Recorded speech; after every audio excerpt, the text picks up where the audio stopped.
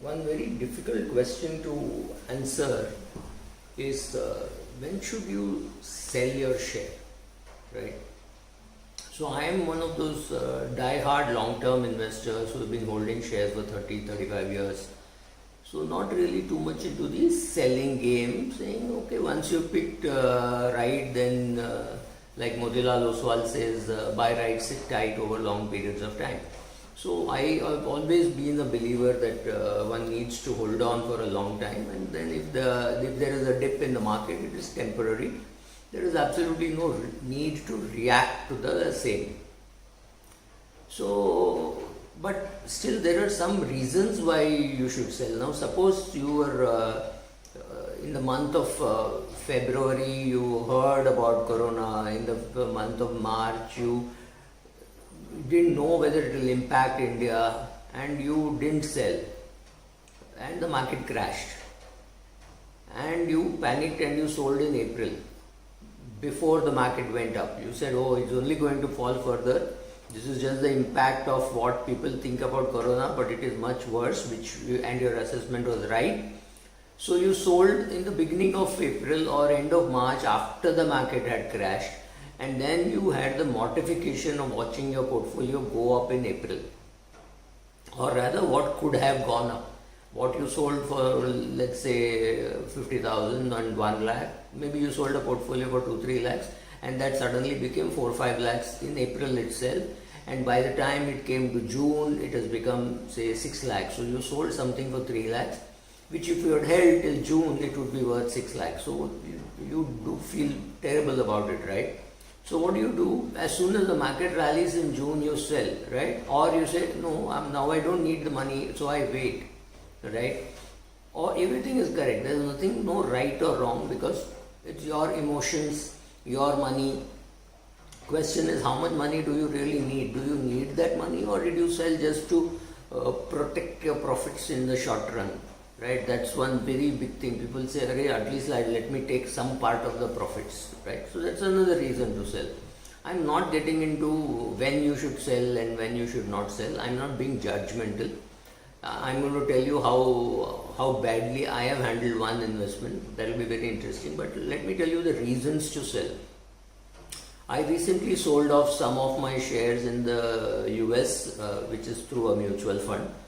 Not because I thought US market was overpriced, but I thought I had to book some profits in the US market and shift it to maybe European markets, because if I look at my portfolio, my Indian equity is doing well. I have no problems with that. US was terribly inflated, and Asia ex Japan was also doing not too badly. It is showing returns of about 12.5%, which I am very happy with.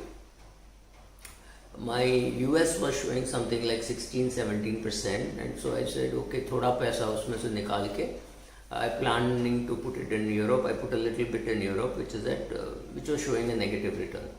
I said, okay, this is just reallocation. So do I have to do that? No, because my overall foreign portfolio is very small. It's not very significant, so it wouldn't have mattered. But just for kick's sake, I did that. Second, you sell when you think that the share has finished its story. For example, when I bought Apollo Hospital, I bought it for 9 rupees 75 or something like that, and it was a fantastic dividend yield story. The dividend yield story got over by the time it was 135 rupees. Imagine you bought something for 10 rupees and it has become 135 rupees. It is a 13 bagger. So I said, this story is over. So I sold, but I didn't know that Apollo would re-rate as a retail and hospital, etc., etc., etc. And now maybe it is 1700. But I participated in it later on. But that journey from 9 to 135, I said, that's over. The story is over. So you sell when the story is over.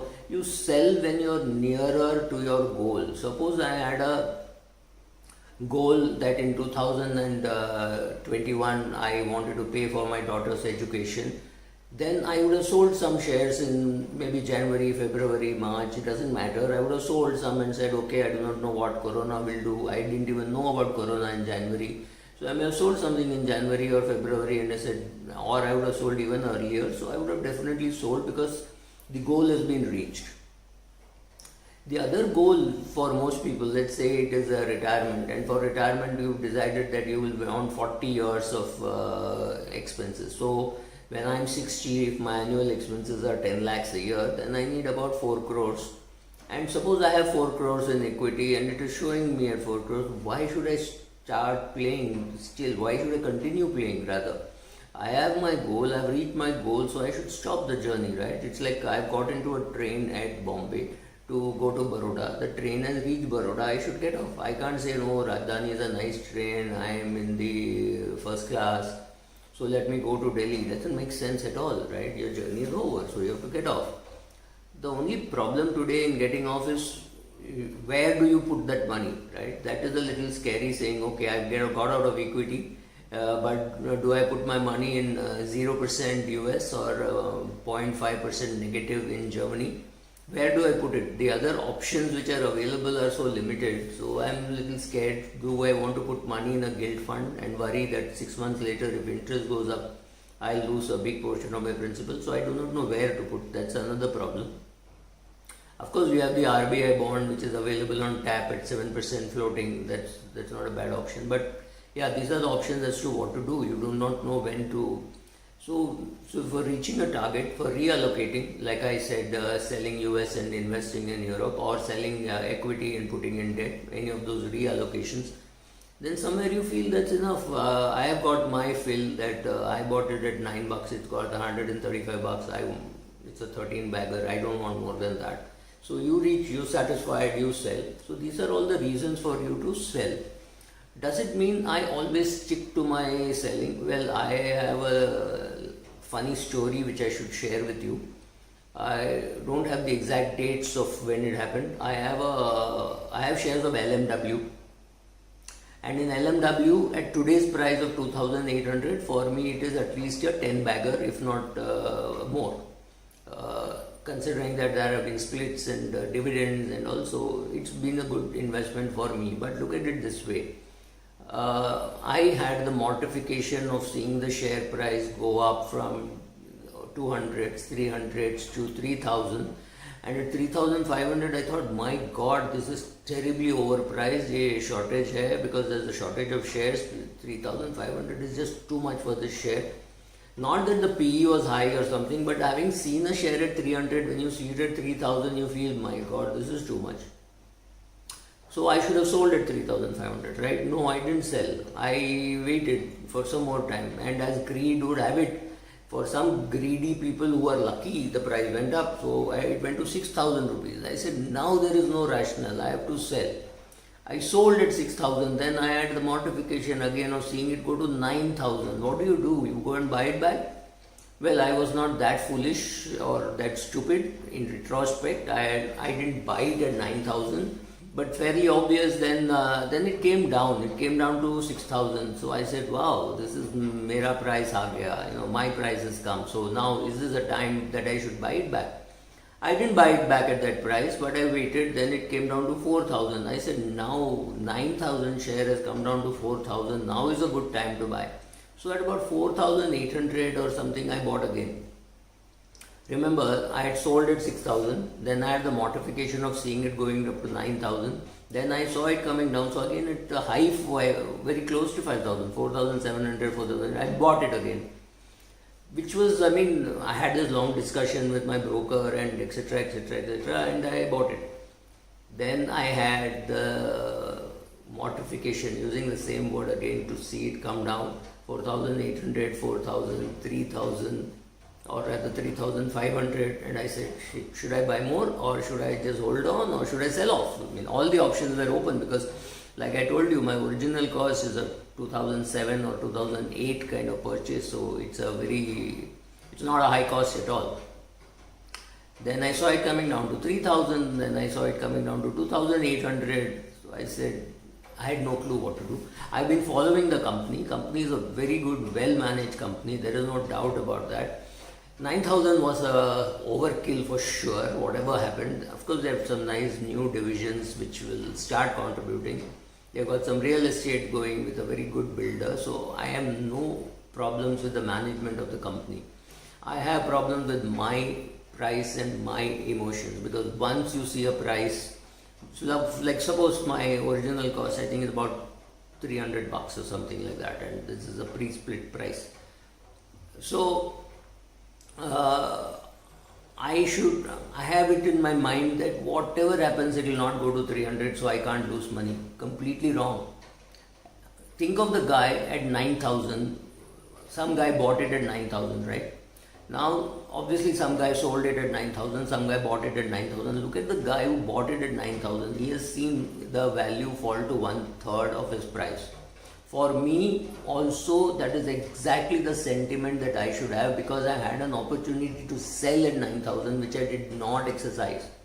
Remember, errors of commission and errors of omission both hurt equally, but we are more worried about errors of omission, because this is okay, I had it, I didn't sell it, so what?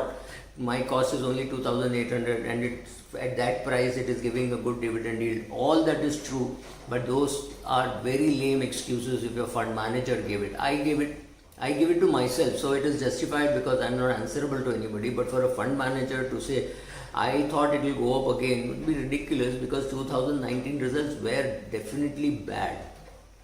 No doubt about that. If you go and check the results, 2018 was good, 19 was good, I think 2020 was bad, 2019 was still okay. We paid dividend and all that. So the question is, it is easy to say in theory that for these reasons you should sell, and I had a reasonable amount. Even today I have a reasonable amount there. Does it change anything in my life? No. Can I laugh about it? Of course I can laugh about it. Will it kill me? No. Am I sad that I didn't sell? A little irked, maybe picked with myself, but no, not really. It doesn't bother me too much. I am a happy buyer at this price rather than a seller at this price. So I have nothing against the management. I have nothing against the business in which they are. Of course, it's capital business. So I don't see too many people adding to the textile machinery. To the capital goods spent on textile industry is pretty low. So obviously those are the problems. But it has got a foundry division, it has got some new products which it is making and doing well, right? So that is not really the problem. The problem is handling your sentiment. It's not easy to handle your sentiment. Be aware that these are the reasons to sell. I told you what are the reasons to sell, and this is what happens in real life. Now here I am at an age when I am earning money, where I am talking so rationally about not selling and feeling bad, but talking rationally. How will I react when I am 80? How will I react when I am 70? Because I am worried that I don't have the capacity to earn money. So will this short-term loss, a technical short-term loss of say 9,000 to 3,000, 6,000 rupees. Now even if you are multiplied by 1,000 shares, you are talking of 60 lakhs, right? So it's in your head, oh God, I've lost 60 lakhs, right? That's a horrible thing to feel. What do? So, question is, how you handle emotions is far more important. Therefore, maintain an investment diary. Write down how you feel and what you think. That's far more important.